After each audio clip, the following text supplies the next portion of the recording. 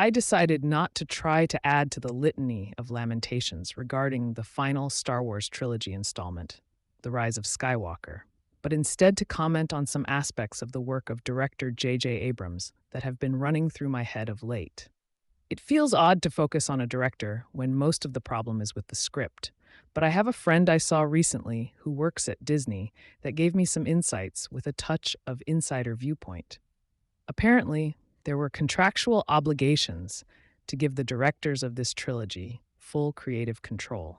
Since George had spent his career fighting for this for his movies, I would not be surprised if that came from his side of the deal. But it does explain why the story went in such different directions under different directors, and why we can focus on those directors when we critique those stories.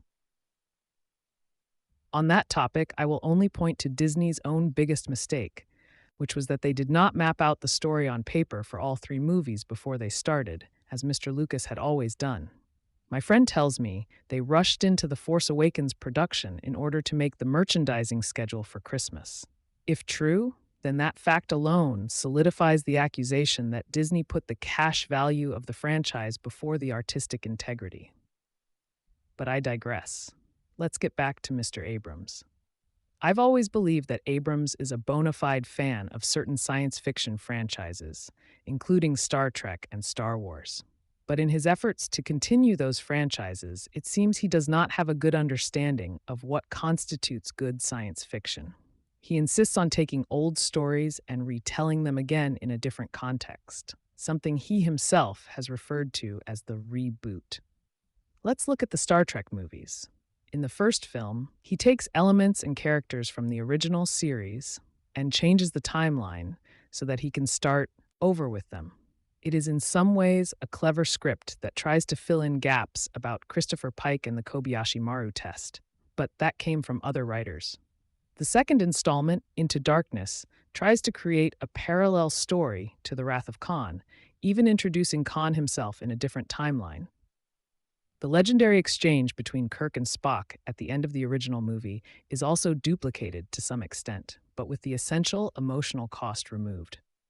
I don't understand the point of this type of parallelism other than some cheap nostalgia or even creative laziness. But it does illustrate my point about Abrams. He may be a fan of the work of others in this genre, but he just doesn't get it as a creator in the genre. One of the most essential aspects of good science fiction is that it introduces new ideas and concepts. It makes us think and look at things in ways we never may have thought of. This kind of storytelling takes real effort and imagination and is why I love it so much.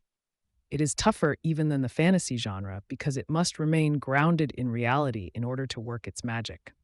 Simply retelling old stories in a different way is not creating science fiction. It is only trampling on the work of those that came before. This leads up to the inevitable result of putting J.J. Abrams in charge of the final Star Wars trilogy. Some will fault Disney for switching directors midstream, and rightly so. But we should also point out that even if Abrams had done all three films, they would have just been reboots of the original trilogy. We know this now that the final movie has been released under his wing. The Force Awakens is an obvious rework of A New Hope. You can see that Abrams' intention for the second movie was to have Rey train under Luke in a remote location, just like Luke trained under Yoda in the second act of ESB.